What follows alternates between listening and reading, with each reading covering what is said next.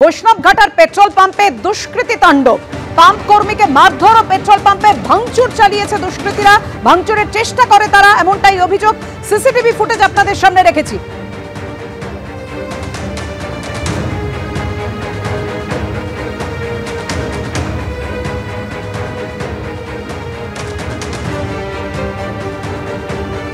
কথা বলবো, আমাদের সঙ্গে রয়েছেন আমাদের প্রতিনিধি সত্যজিৎ বৈদ্য। সত্যজিৎ, যতটা ছবিতে স্পষ্ট হচ্ছে, অর্থাৎ সিসিটিভি ফুটেজে দেখা যাচ্ছে যে ভাঙচুরের চেষ্টা করছে দুষ্কৃতীরা, পাম্প কর্মীকে মারধরও করছে। ঠিক কি ঘটেছে? কারা হামলা চালালো?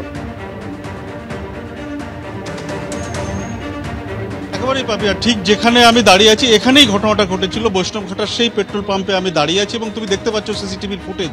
এই জায়গার ছবিটা দেখাতে বলবো সন্দীপ পালকে। ঠিক এই জায়গা, এখানেই কিন্তু প্রথমে এসে পেট্রোল পাম্পের কর্মীর উপরে চড়াও হয় দুষ্কৃতীরা এবং তারপর ধীরে ধীরে, যেমনটা সিসিটিভির ফুটেজে দেখা যাচ্ছে, যে ধীরে ধীরে কিন্তু তাদের সংখ্যা বাড়তে থাকে। তারা খবর দেয় এবং একের পর এক বাইকে দুষ্কৃতীরা ঢোকে এবং এখানে জটলা জমে যায় এবং তারপর রীতিমতো রণক্ষেত্রের চেহারা নেয়।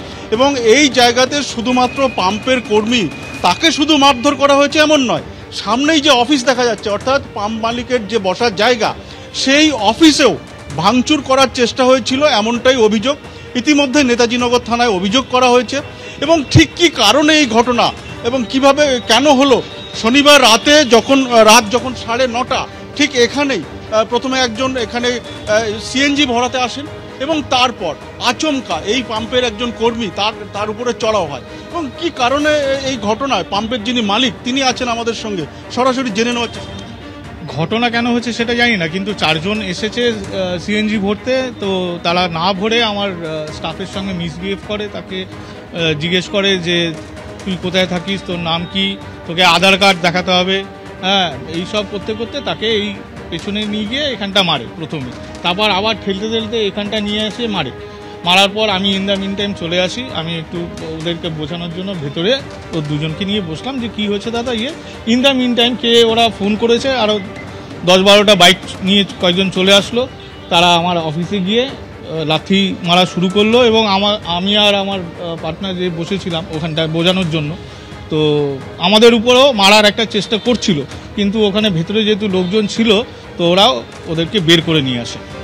এরা কারা? এদের কি কোনো রাজনৈতিক পরিচয় আছে? না, এদের কোনো দুষ্কৃতীদের আবার কিসের রাজনৈতিক পরিচয়? এরা দুষ্কৃতী এখানে এসছে, এরা কাস্টমার হয়ে এসছে, তারপর কি এই করেছে, এদের মানে সেরকম কোনো কিছু নেই।